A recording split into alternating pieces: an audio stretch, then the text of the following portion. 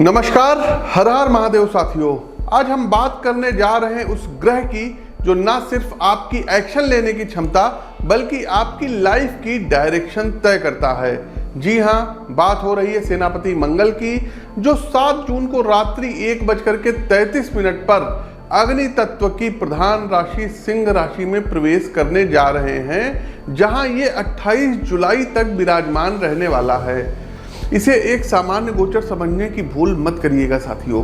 ये एक ऊर्जा की दिशा बदलने वाला टाइमलाइन शिफ्ट है, क्योंकि मंगल अब बैठा है सिंह राशि में, यानी राजा के घर में, जहां अग्नि, आत्मबल और प्रदर्शन तीनों चरण पर होते हैं। बिजनेस में क्या आपको बड़ा रिस्क लेना चाहिए या अभी थोड़ा सा रुकना होगा? नौकरी में क्या आप नई शुरुआत की ओर बढ़ सकते हैं या कहीं फंस सकते हैं? फाइनेंशियल इन्वेस्टमेंट बूम करेगा या घाटा बढ़ेगा? मेंटल एनर्जी और इनर पीस पर मंगल कैसा असर डालेंगे? आपकी कुंडली में मंगल जहां बैठेगा उस भाव से जुड़े सारे क्षेत्र या तो एक्टिव होंगे या अशांत होंगे। मंगल अगर आपकी कुंडली के 6ठे भाव में जा रहा है तो रोग और प्रतिस्पर्धा में सुधार ला सकता है, लेकिन अगर अष्टम भाव में है तो अनदेखे संकट और मानसिक दबाव का कारण ये बना सकते हैं।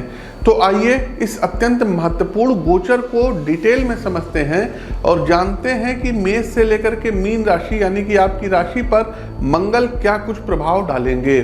प्रस्तुत गोचर आपकी चंद्र राशि व आपकी नाम राशि पर आधारित है, लेकिन साथियों गोचर पर आगे बढ़े उससे पहले देश दुनिया के लिए कुछ बहुत ही आवश्यक भविष्यवाणी है, जिन पर एक दृष्टि डालना बेहद अनिवार्य है, क्योंकि अब आने वाला कम से कम 2 से ढाई महीना इस दुनिया में बड़े सामरिक परिवर्तन का गवाह बनने जा रहा है।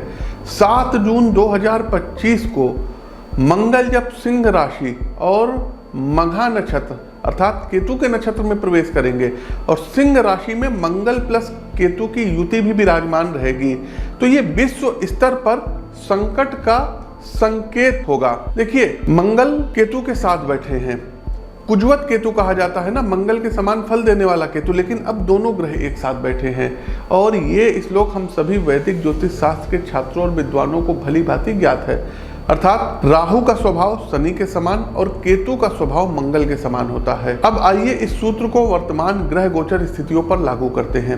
7 जून 2025 को मंगल और केतु की युति सिंह राशि में हो रही है। सिंह राशि एक अग्नि तत्व की राशि है और मंगल स्वयं भी एक अग्निकारक ग्रह हैं, पराक्रम के ग्रह हैं, सेनापति हैं। केतु की प्रकृति भी आक्रामक होती, क्योंकि केतु के अपना डर नहीं होता, सोचने समझने की शक्ति नहीं होती, दूसरे ग्रहों से एनर्जी लेते हैं। तो केतु की प्रकृति भी साथियों आक्रामक होती है, अप्रत्याशित होती है और विस्फोटक मानी जाती है। विशेषता तब जब वह मंगल के साथ युति करे, वह भी अग्नि तत्व की राशि में। इसके अतिरिक्त राहु की जो दृष्टि रहेगी ये मंगल पर है। भाई, जब केतु साथ में है मंगल के तो राहु दृष्ट करेगा ही करेगा, इसमें कोई नई बात नहीं है। तथा मंगल की दृष्टि राहु व शनि दोनों पर पड़ रही है। शनि और मंगल षडाष्टक दोष का निर्माण कर रहे हैं। वैदिक ज्योतिष शास्त्र में इन ग्रहों की परस्पर दृष्टियां अत्यंत घातक परिणामों की ओर संकेत करती हैं। ज्योतिषीय दृष्टिकोण से यह युति विश्व पटल पर कई घटनाओं को जन्म दे सकती है। आप देखेंगे कि चाहे अमेरिकन महाद्वीप हो गया, यूरोपियन महाद्वीप हो गया, एशियन महाद्वीप हो गया, यहाँ पर कोई भीषण अग्निकांड से संबंधित जो है घटनाएं होंगी। हो सकता है कोई तेल शोधन कारखानाओं में आग लग जाए, परमाणु संयंत्रों या बड़े औद्योगिक क्षेत्रों में कोई बड़ी आग की घटनाएं लग सकती हैं। किन्हीं 2 देशों के बीच में बहुत बड़ा कोई युद्ध हो सकता है और कोई अग्नि से संबंधित अस्त्र शस्त्रों का वेपन्स का प्रयोग हो सकता है। वर्तमान में जो रूस और यूक्रेन के बीच में विवाद चल रहा है, तो आगे हो सकता है कि रशिया कोई ऐसा बहुत बड़ा कोई अटैक कर दे यूक्रेन के ऊपर, जिसमें बहुत बड़ा मानवीय संकट आ जाए, लोगों की अकाल मृत्यु होना शुरू हो जाए। इसके साथ साथ साथियों कोई बहुत बड़ा आतंकवादी हमला एशियन महाद्वीप में हो सकता है, अमेरिकन महाद्वीप में हो सकता है, आप इधर देखेंगे कि पाकिस्तान के अंदर बड़ी अशांत स्थिति रहेगी, चाहे वो अफगानिस्तान का बॉर्डर हो, चाहे वो सिंध प्रांत हो, चाहे वो बलूचिस्तान हो, और कोई बड़ा आतंकी हमला या युद्ध हो सकता है, और यूरोप के किसी प्रमुख राष्ट्र पर जो है कोई बहुत बड़ा अटैक हो सकता है। ऐसी स्थिति बन रही है। मिसाइल अटैक हो सकते हैं, कोई जो है छोटे मोटे परमाणु जो है बम के अटैक हो सकते हैं। आगे आप देखेंगे कि जब मंगल केतु की युति बन रही है तो भूकंप और ज्वालामुखी विस्फोट होंगे। जो सुषुप्त ज्वालामुखी हैं ये विस्फोट करेंगी।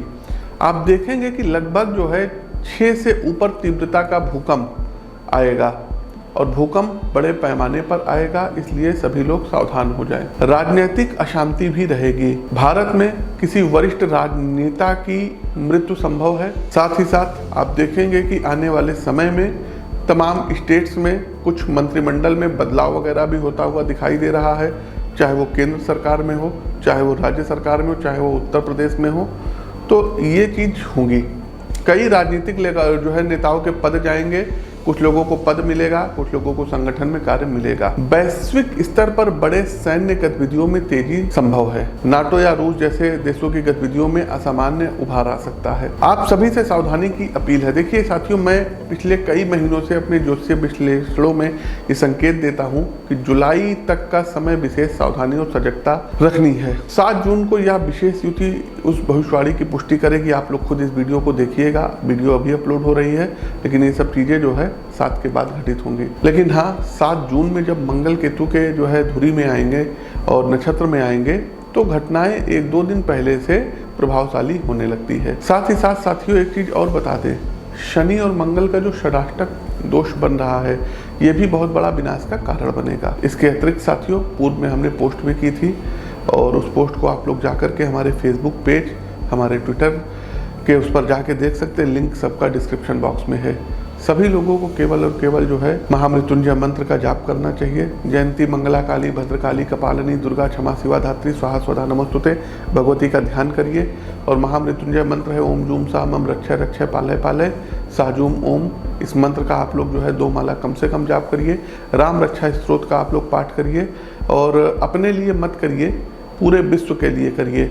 वसुधैव कुटुंबकम, ये जो वसुधा, ये जो पृथ्वी है, इस पे रहने वाले सभी प्राणी परिवार के हैं, तो सभी के हित के लिए कामना करिए। आगे बढ़ते हैं साथियों और चलते हैं मंगल गोचर का प्रभाव सभी 12 राशियों पर क्या रहेगा। आप लोग वीडियो को लाइक करते चलिए, वीडियो को शेयर करते चलिए। कि मिथुन राशि, मिथुन राशि के प्रिय मित्रों, मंगल आपके छठे एवं लाभ भाव के स्वामी है और गोचर कालखंड की इस अवधि में आपके तीसरे भाव में स्थित रहेंगे। यह वही भाव है जो हमारे पराक्रम, प्रयास, छोटे भाई बहन, साहस और संचार कौशल का प्रतीक होता है। गोचर कालखंड की इस अवधि में ऐसा प्रभाव होगा कि मानो आपके भीतर कोई सुप्त ऊर्जा जाग उठी हो। अब आपके शब्दों में धार होगी और कामों में गति होगी। आप अपने कार्यक्षेत्र में निडरता से निर्णय लेंगे, जोखिम लेने की क्षमता बढ़ेगी और परिणाम भी आपके पक्ष में होंगे। जो लोग मीडिया, मार्केटिंग, वकालत या सेना से जुड़े हैं उनके लिए यह गोचर विशेष लाभकारी होगा। जिनका संपर्क राजनीति या सरकारी तंत्र से है उनके लिए यह समय मान सम्मान दिलाने वाला रहेगा। कोई रुका हुआ कार्य उच्चाधिकारियों की मदद से आगे बढ़ सकता है। यदि आप सरकारी टेंडर या ठेके का काम करते हैं तो वहाँ भी धन की आमद बढ़ेगी। पारिवारिक दृष्टिकोण से भी यह गोचर सकारात्मक रहेगा। भाई बहनों के साथ पुराने मतभेद दूर हो सकते हैं और उनका साथ आपको मानसिक बल दिलाएगा। एक सलाह ये भी है कि फैमिली बिजनेस या स्टार्टअप जैसा अगर कोई आइडिया आपके पास है तो समय सही है कार्य प्रारंभ करने के लिए। नए प्रोजेक्ट शुरू कर सकते हैं। प्रतियोगी परीक्षाओं में जी जान से लग जाइए। भाइयों से अपने संवाद बढ़ाइए। किसी सामाजिक या प्रशासनिक पहल में आप लोग भाग ले सकते हैं।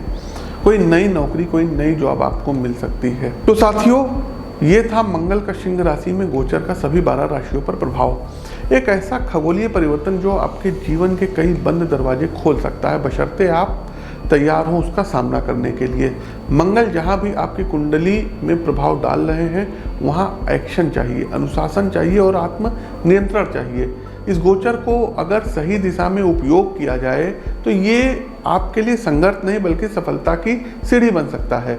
अगर वीडियो पसंद आया हो तो लाइक करें, शेयर करें और अपने ज्योतिषीय मार्गदर्शन के लिए चैनल को जो है जरूर सब्सक्राइब करिए। और हाँ, अगर आपकी कुंडली में मंगल क्या प्रभाव डाल रही है, ये आप विशेष परामर्श के माध्यम से जानना चाहते हैं तो नीचे दिए गए नंबरों पर संपर्क कर सकते हैं। तब तक के लिए हमें दीजिए इजाजत। हर हर महादेव।